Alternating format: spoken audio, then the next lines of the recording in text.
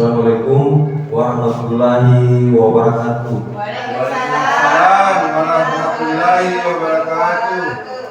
Yang terhormat Bapak Kepala Sekolah, yang saya hormati Bapak Ibu guru hebat yang sempat hadir pada hari ini.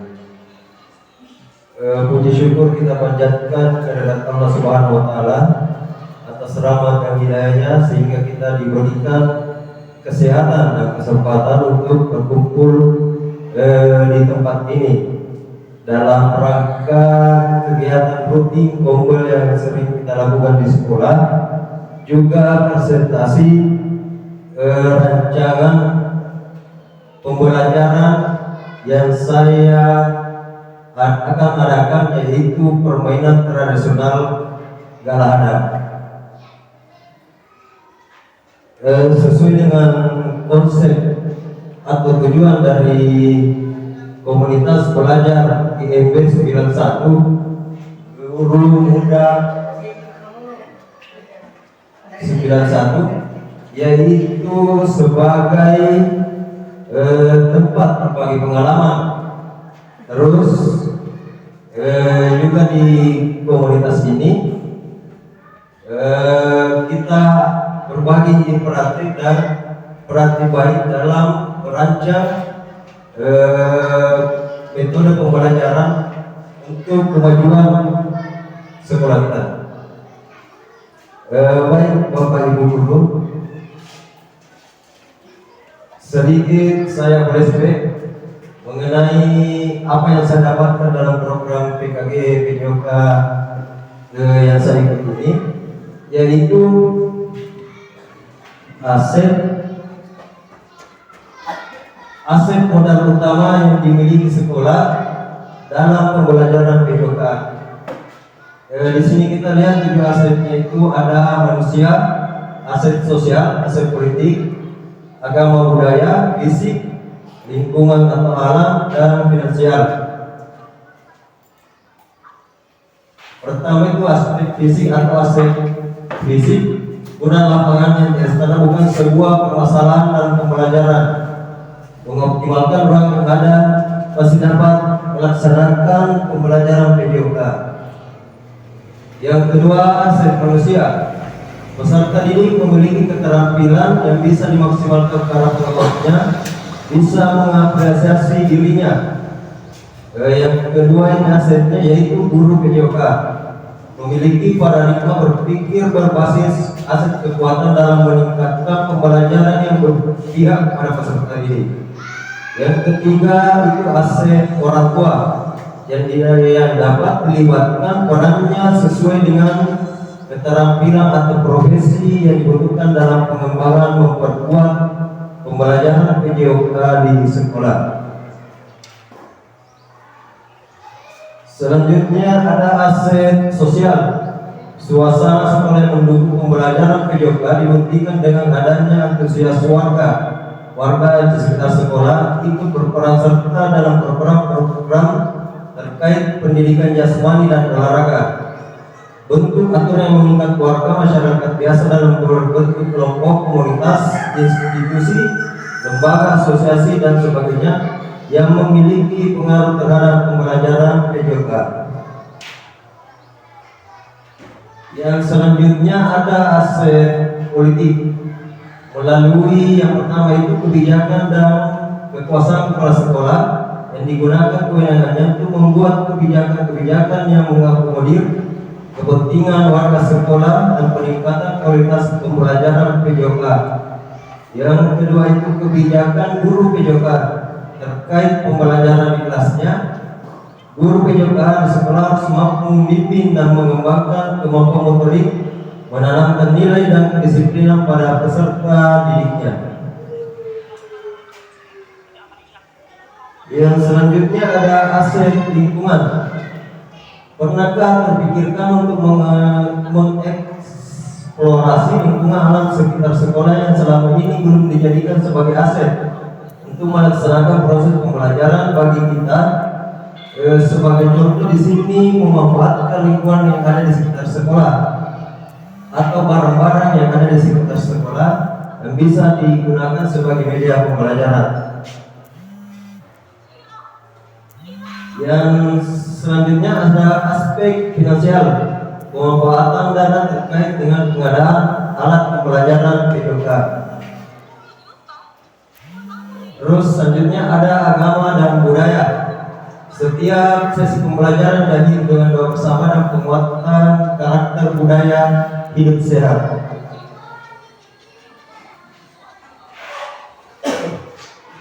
Jadi Bapak Ibu, konsep yang saya gunakan dalam permainan tradisional kala adat ini adalah sport education model, di mana suatu pendekatan pembelajaran PJOK menawarkan pengalaman belajar yang lengkap dengan konteks kehidupan nyata di bidang olahraga. Model SEM ini memberikan kesempatan kepada peserta didik untuk mempelajari keterampilan, taktik, strategi, aturan permainan, serta mengalami tanggung jawab sosial melalui berbagai peran sesuai dengan kemampuan atau minatnya. Peserta didik dapat mengeksplorasi berbagai peran seperti pemain, pelatih, manajer, wasit, dan penonton. Bahkan lebih luas menjadi penganalisis pertandingan, jurnalis, dan sebagainya. Jadi model sport education model ini adalah terobosan dari pembelajaran PJOK yang menginginkan itu peserta didik berperan aktif. Jadi sebentar di sini peserta didik ini akan dibagi menjadi beberapa tim, karena konsep dari sport education model ini mengedepankan turnamen atau kompetisi. Jadi ada yang bertindak sebagai wasitnya, ada pemainnya, ada pencatat nilainya. Semua siswa aktif. Jadi guru hanya memberi atau mengawasi jalannya pertandingan, sementara pertandingan dilaksanakan oleh peserta didik semua.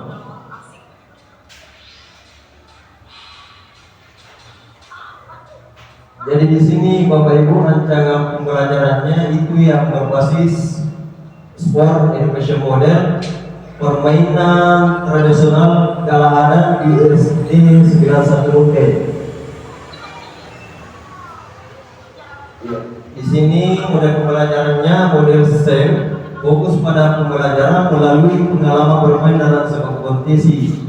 Peserta didik siswa kelas atas, jadi siswa kelas 4, 5, dan 6. Dibagi menjadi beberapa tim.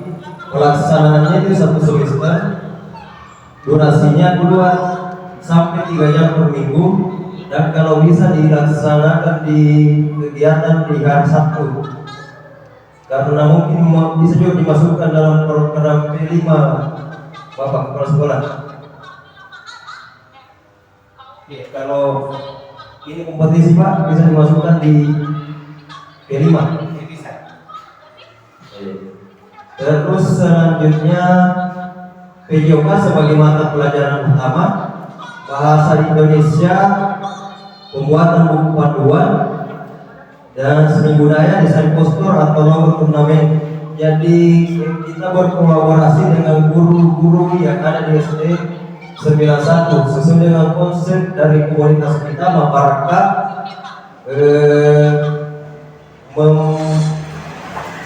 membangun bersama, rekatkan kolaborasi. Kategorinya di sini yaitu kokurikuler, dapat diintegrasikan dengan kegiatan ekstrakurikuler. Di sini ada tabel karakteristik pembelajaran berbasis proyek, mata pelajaran lokomotif yaitu PJOK, mata pelajaran lain bahasa Indonesia dan seni budaya. Orang yang terlibat siswa, guru, pembina kesenian. Lokasinya lapangan ruang kelas. Produk yang dihasilkan buku panduan, poster, video hasil turnamen. Teknologi yang digunakan kamera dan perangkat lunak editing. Di sini ada komunitas guru muda berkarya. Jadi kami selama program PKG PJOK diusahakan dimaksimalkan mungkin komunitas yang ada di sekolah yang digunakan sebagai wadah untuk membuat kegiatan rencana tidak lanjut. Jadi saya di sini kebetulan juga guru di SD 91 melalui komunitas belajar guru muda berkarya. Yang kita tahu di sini visinya kita bertukar pengalaman, berbagi ide dan praktik baik. Dan saya berharap juga teman-teman bisa membantu saya dalam menjalankan program ini, rancangan permainan tradisional Galahada.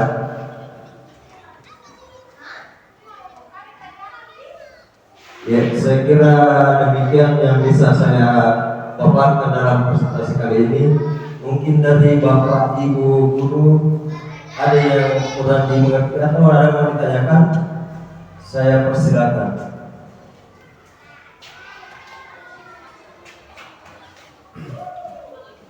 Assalamualaikum warahmatullahi wabarakatuh. Terima kasih. Ini adalah materi yang sangat bagus di bidang olahraga di komunitas belajar kita di GMB 91. Saya tertarik tadi mengenai permainan tradisional Galahada. Pertanyaan saya, kira-kira menurut Bapak apa atau strategi apa yang harus dilakukan sehingga siswa sekarang ini, siswa bisa dikatakan siswa modern, dia lebih tertarik untuk melakukan kegiatan permainan Galahada. Artinya bagaimana kita menarik siswa yang modern ini untuk memainkan permainan tradisional, khususnya di Galahada. Mungkin seperti itu, Pak. Terima kasih. Assalamualaikum warahmatullahi wabarakatuh. Baik, terima kasih banyak atas pertanyaan yang disampaikan Pak Natar. Pertanyaannya bagus sekali. Bagaimana agar siswa tertarik dalam permainan tradisional Galahada dalam keadaan situasi sekarang yang sudah modern? Baik. Jadi di sini saya membuat proyek untuk permainan Galahada yang sudah berpusat pada peserta didik, di samping untuk meningkatkan kualitas fisik dari anak-anak dan masuk juga dalam mata pelajaran. Ini saya menggunakan sport education model karena bentuknya itu kompetisi. Jadi dia permainan turnamen. Saya kira kalau permainan turnamen, anak-anak itu lebih gembira karena dia ada bertindak sebagai pemain, ada sebagai wasit, ada pencatat nilai. Dan saya rasa dengan permainan, dengan diadakannya sebentar ini turnamen Galahada, maka kita juga melestarikan kegiatan atau budaya kita, permainan tradisional yang ada di daerah kita, yaitu Galahada. Karena kita tahu sekarang sudah perkembangan sudah modern, tapi kita tidak boleh juga melupakan dengan permainan tradisional yang ada di daerah kita. Saya kira demikian Pak Natar jawabannya. Mungkin masih ada dari Ibu Guru, Bapak Guru.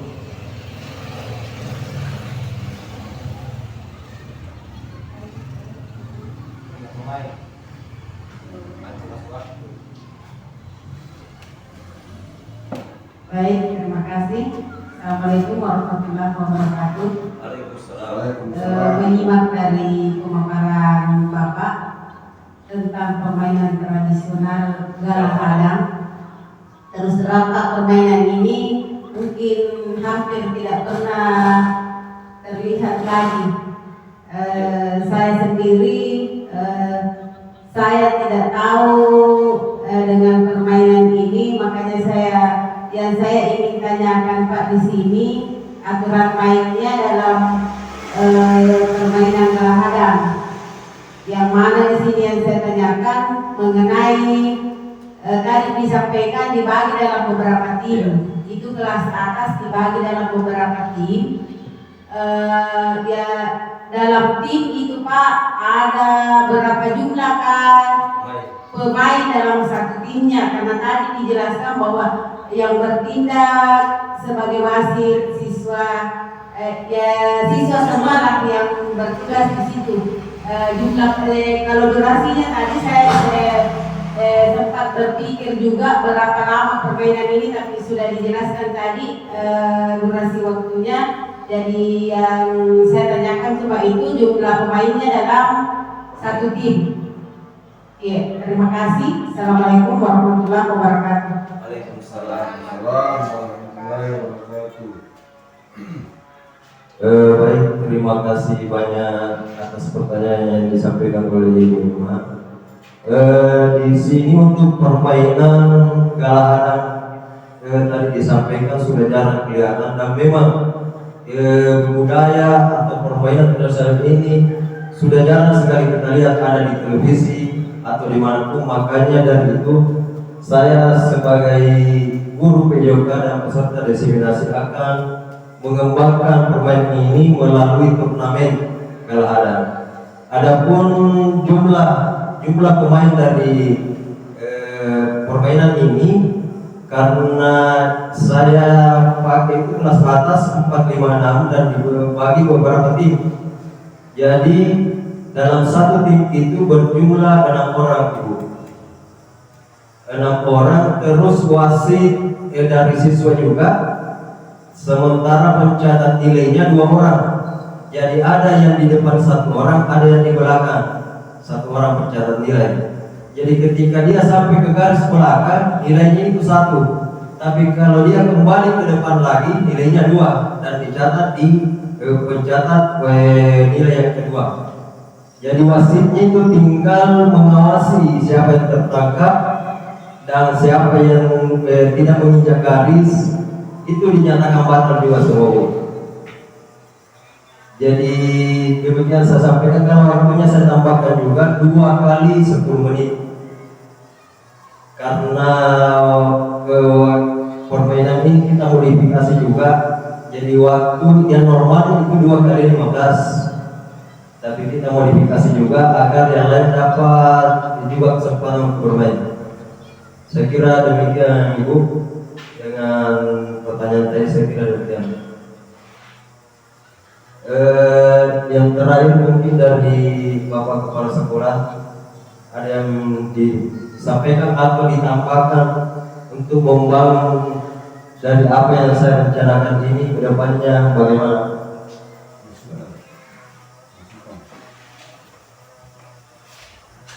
Jadi baik, terima kasih atas kesempatan yang diberikan kepada saya.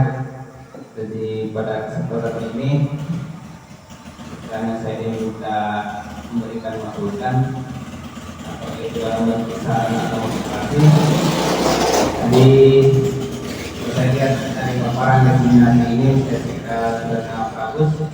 Karena tadi itu diawali dengan mengantarkan dan mengenalkan dulu 7 aset yang idealnya dimiliki oleh sekolah.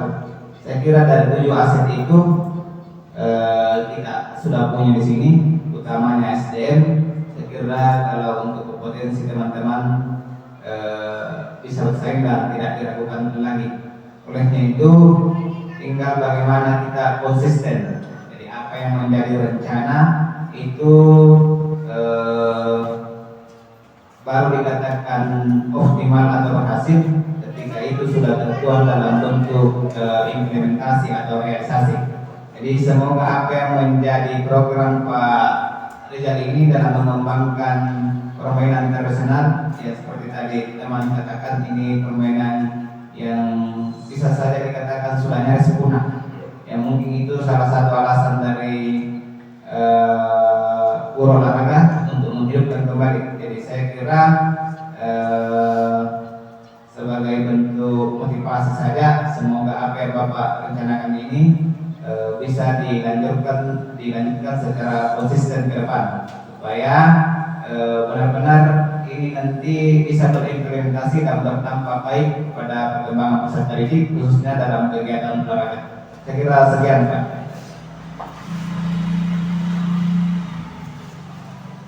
Baik, terima kasih banyak atas masukan yang diberikan Bapak Kepala Sekolah. Saya kira demikian yang bisa saya sampaikan untuk hari ini. Lebih dan kurangnya mohon dimaafkan. Wabillahi taufiq wal hidayah. Assalamualaikum warahmatullahi wabarakatuh.